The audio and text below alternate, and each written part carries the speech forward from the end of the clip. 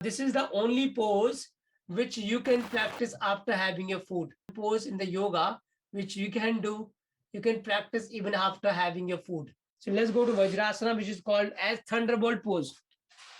So first of all, you go straight. So what do? You take your calves out. Always take your calves out. So let's say like that. If I think you can see this. So for example, you sit like that. Take your calves out and sit like that. Okay, this is called Vajrasana. This is the only pose which you can practice after having your food. This is the only one pose in the yoga which you can do. You can practice even after having your food. Now this really helps in digestion of your food. Very good for digestion. So just sit like that, and then this is called Vajrasana. Sit in this, especially after having your food every day. And this is how your spine also remains straight. Your spine cannot cannot bend in this, remain straight. Now, and then next pose, which, so for example, if you can't sit in this, many people will have these challenges because they can't sit in the Vajrasana, and some people have arthritis, some people. So don't try to do it if you have any such conditions. But if you still want to achieve this, and if you feel that you don't have any knee problem as such, then I would say, and your body is very, very stiff, then I would say you adopt the method. So I'm going to teach you technique now. So for example, when you try to sit on this, what happens to your feet? So I'm sure you will get some pain here at the back. Okay. So first of all, what you need to do, you can just keep these things with you. So this is the, you can keep this with you and keep it at the underneath. Okay, here you keep this under your feet. Keep this under both your feet like that. Okay, so if you keep it under your both the feet like that, you will feel easy. You can do it. I would say initially you can do it on your bed.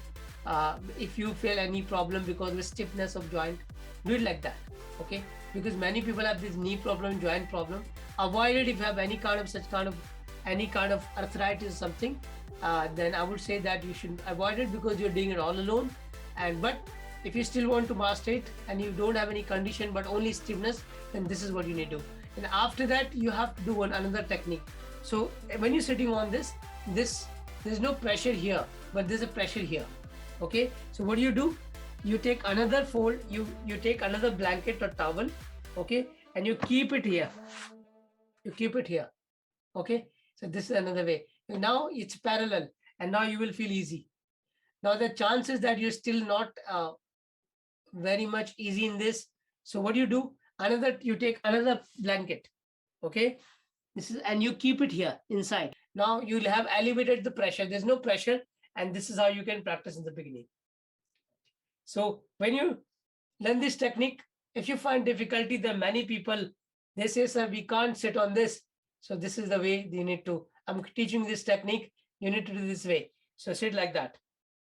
Okay. So sit in the beginning 30 seconds, then slowly 1 minute, and then leave it.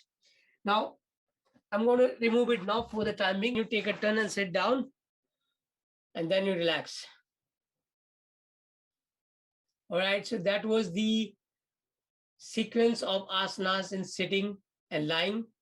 If you have any queries, if you have any challenges, if you are not able to understand something, because the possibility that sometime I might have missed something, so please give your feedback and I will try to improve on next time. So with this, thank you so much. I will see you. Take care of yourself. Namaskar.